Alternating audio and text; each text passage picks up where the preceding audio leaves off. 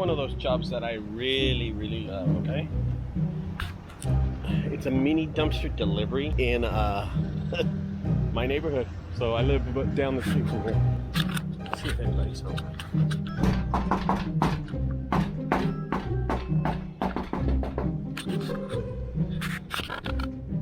Yeah, the mini dumpster? Y'all the ones that ordered the dumpster? Did y'all order a dumpster to put trash in it? Well, I got the wrong house? No, I'm not trying to say. I'm asking you a question. Dumpster for what? For how long? What are you talking about? No. What I'm saying is, this is Parkmount, right? I have an address. I'm supposed to deliver that mini dumpster to this house for trash. Y'all are supposed to grab trash and put it inside. Did y'all order one? Do you know anything about it? I must have the wrong house, right? I mean, I don't know, dude. Yeah. How long are you supposed to drop it off? That's all I can ask. 3 to 5 days. But y'all didn't order it, then it's not y'all. Let me call. All right, sorry to bother you, brother. You're loving that sandwich, right? Literally, this house is down the street from me. It's about 3 blocks over, so it only takes me about a minute or 45 seconds to get to his house. So I was actually, whenever I have a job in Fort Worth with a mini dumpster, since I live in Fort Worth, I tend to drive with the mini dumpster to my house and then drop it off and then go home. So that's the whole idea, to save on gas. But I didn't recognize the address. I knew the zip code was my zip code, but I didn't know where this house was. But then it did pull up on my Google Calendar as an address. I've been there before, but I hadn't been there. Tony had delivered 2 other times to this address. So I didn't recognize this was my first time ever coming to this address to deliver a mini dumpster. So I'm totally surprised when a guy without a shirt and eating a sandwich, he had a full-blown sandwich in his mouth, and not only that, while he's eating this sandwich, he has no idea, so I kind of think he's a little shaky there, right? I'm not realizing that I'll get to that in a minute, but his German Shepherd runs out the door, and there's this puddle of water in the driveway because it rained the day before, and the dog is just going all out into the water, and he says some comment like, that dog's supposed to be is built for coldness, not hot weather like this Texas weather. So apparently he's not from here, so he's probably visiting or something like that. So I said, listen guys, dude, let me figure this out. Let me go to my car and call who delivered this mini dumpster, or maybe I'm at the wrong address. I must have messed up. You know what? There's another Parkmount right over there. Fuck. I hear you. Hey, I don't blame you. No, I'm serious. Okay. Here it is, right here. Oh, bro, please hit him with a mean hose. Hit him with a mean hose. Hit him real good. Why he didn't expect? Hit him real good. Hit him with the water, bro. You what? So you don't have drugs? You don't know where you're at, bro? I'm fucking lost, dude. JunkGuys to live in a mom. Yeah, he said yeah. Are you white? No, I'm Mexican, dude. Oh, I fucking hate white people, bro. That shit just fucking burns me up, man. So hit him with the hose. He said it's already off. What do you call this stuff? It's crazy.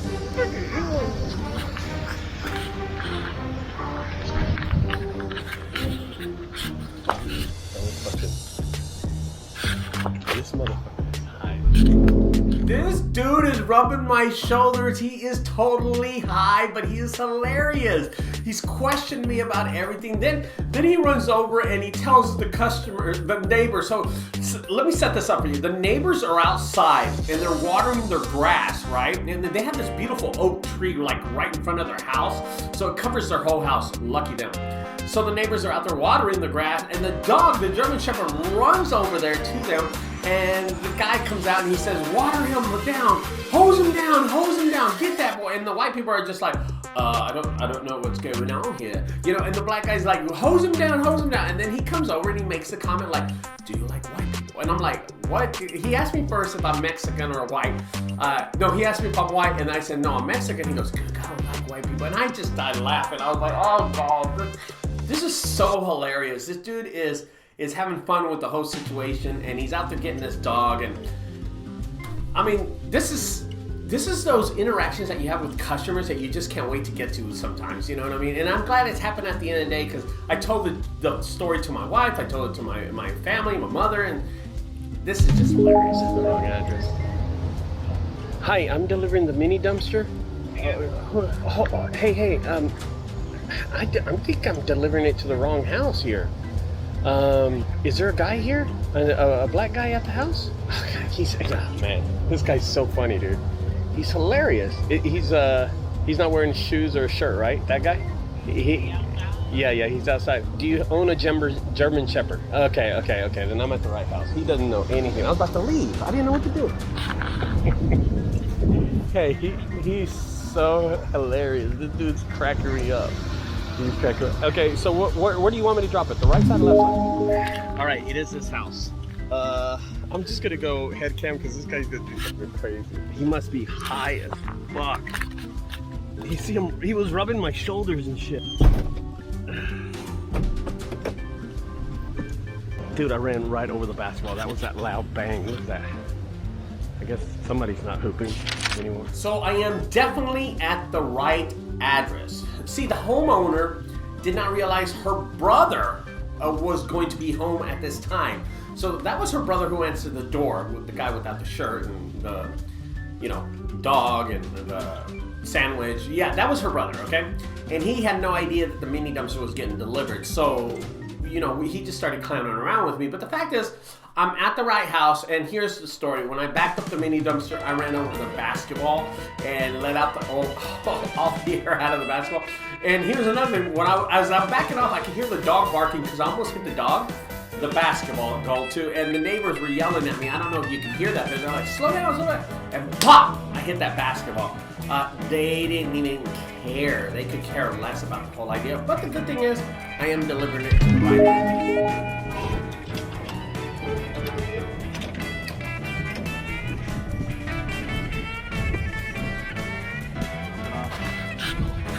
He had no idea. This customer, this is our third mini dumpster at this property. So it's not bad. We get a lot of reoccurring customers for the mini dumpster. I did notice that a lot.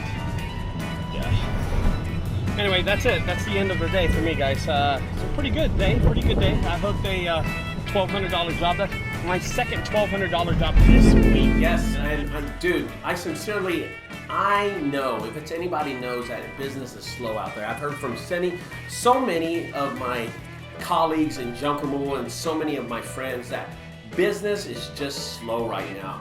A lot of people aren't getting phone calls out there to go do junk removal at this moment.